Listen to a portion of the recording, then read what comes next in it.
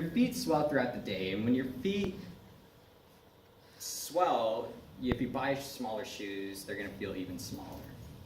And a couple issues that can happen from that is, one, you're going to get what we call bunions. That is caused when your joints get compressed and that formation will form in between your joints. You can also get blisters and ingrown toenails. I don't know if you guys have had an ingrown toenail, but they're not fun to walk on. So we talked about what if our shoes are too small, but what if they're too big? Did you fix it? It should be. Look at you, dude. Good job. So if your shoes are too big, what can happen because of it? Well, you're going to get a lot of blisters. A lot of blisters. A little personal story I have about blisters. Just this past weekend, I went to Cape Disappointment, which is in southern Washington along the coast. Beautiful place. If you guys have ever been there, I highly recommend it. But we went to the beach, and at the beach there was this big wall of rocks. And on top of it, there was a lot of sand and a lot of tiny rocks. I took that picture courtesy of me. But that's exactly what it looked like. And it stretched on for about half a mile. So on the left of you when you're walking and on the right of you when you're walking, there's nothing but ocean. Very cool view. Well, when we first started walking, I said out loud, I said, I'm not going to be able to make it because my feet were hurting.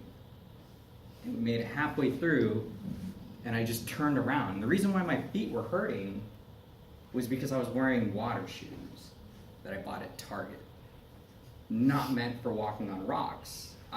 They're very thin, and when I bought them, they didn't have a size for me, but I thought it would be fine, so I bought them anyways, but they were a little bit too big. And so when I was walking back, every step I took, I could feel my feet slipping inside my water shoe. And by the time I got to the end, back to the sand where it's nice, safe, soft, and warm, I had the biggest blister on my pinky toe, on my left pinky toe. It hurt so bad I couldn't walk on it for a couple days. But it's not just that our shoes are too big or too small. When you walk, you do something that is called the gait cycle, which is just a normal stride. And in that stride, when you walk around, your feet do something that's called pronation and supination. Pronation is when your ankles will roll inward, causing that arch in your feet to flatten out. Supination is when you're walking and you're pushing forward, your ankles will roll outward, causing your arch to get a little bigger. Now, some people's feet and their ankles would either overpronate or vice versa. They'll go the other way, causing their feet to be either too flat or their arches to be too big. And you want the support to be able to accommodate the extra, rotation of the ankles.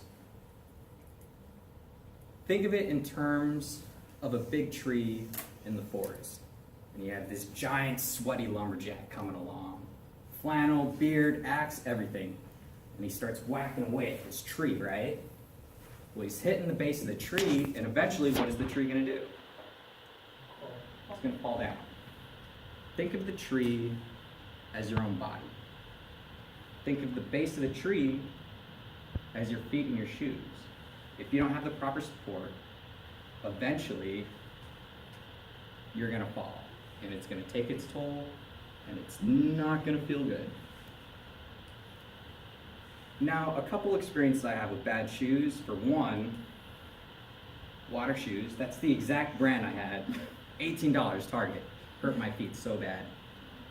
I haven't gotten a blister since I first joined the Navy back in 2010. And it was not a fun feeling then. It wasn't a fun feeling now. But speaking about the Navy, I'm also going to talk about boots.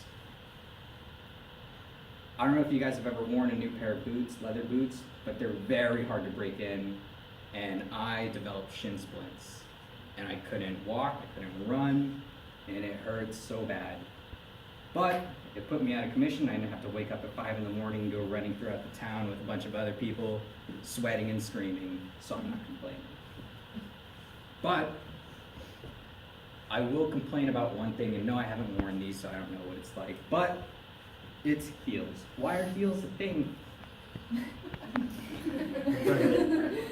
I don't honestly see what benefits they serve. They make you taller. That's sex appeal. Make our legs look great. Functional. But I can't tell you how many times I've been walking throughout the town and I see this, just ankles breaking left and right. Oh man. Yeah, I've seen it a lot. But it's not just the breaking of ankles that's concerning, right? When you wear heels, your ankles are at an angle. And so what that does is it puts added pressure on your knees, and it makes the natural curve of your spine try to compensate in a more unnatural way. So your chest is gonna puff out more. I don't know about you guys, but I'm tired, so I'm not gonna stand like that anymore. My legs were shaking. But that's just a couple examples of what shoes can do to you. They can cause a whole number of problems if you don't have the right fit. Think of it in terms of Goldilocks. Right? She broke into this house that was owned by bears, ate their food, slept in their beds. But she didn't just eat their food.